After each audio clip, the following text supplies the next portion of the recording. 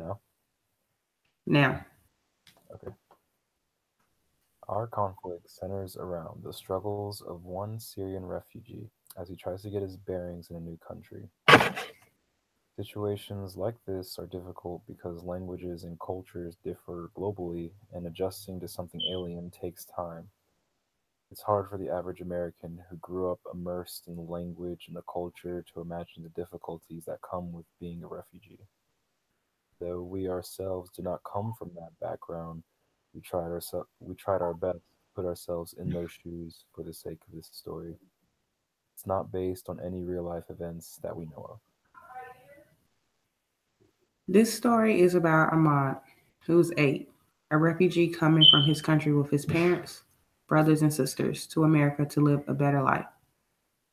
Education gives refugee children a place to fit in a place where they already feel like they don't belong. It helps provide a stable environment for refugee children and help them gain skills that they that that will help them when they get older. Amar has to start school soon but doesn't know the language here in America.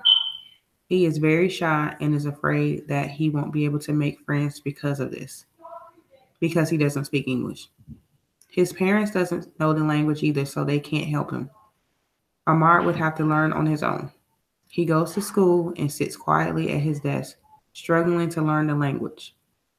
Days pass and it seems like Amar will never learn English until On his way home from school, he hears someone say, "Hey, I heard you're having a hard time with English," in his native tongue. He lit up with excitement and he goes on to have a conversation with the strange girl. She explains to him that her name is Fatima and that she's in a similar situation.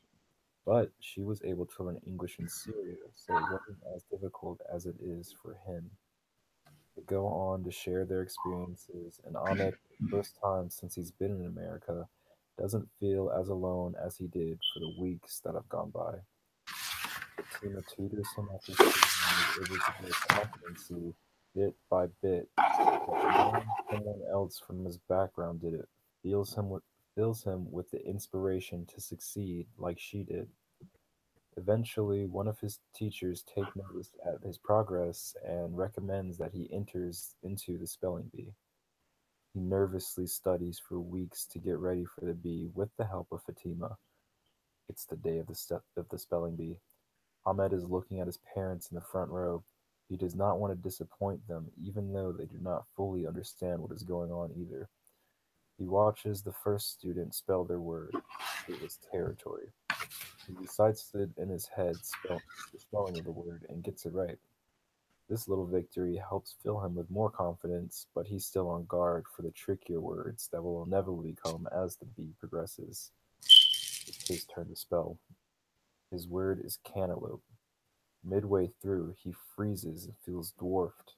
He's trying his best to keep cool, and he notices Fatima in the audience looking at him confidently.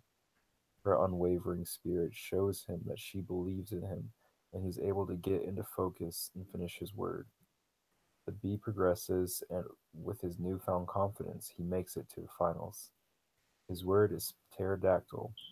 He sounds it out, but forgets the silent P that comes at the beginning of the word. He comes in second place. Although everyone expects him to be upset, he's amazed that he did as well as he did, and he would not believe that he was able to do that months ago. He believes in his ability and excitedly can't wait to do better next year. refugee children face many challenges when they come over from another country.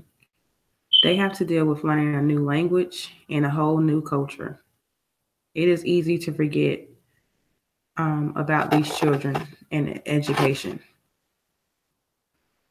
They deserve education just like every one of their peers.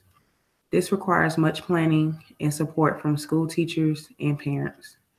We are molding the future teachers, lawyers, and doctors, so making sure refugees get education is very important.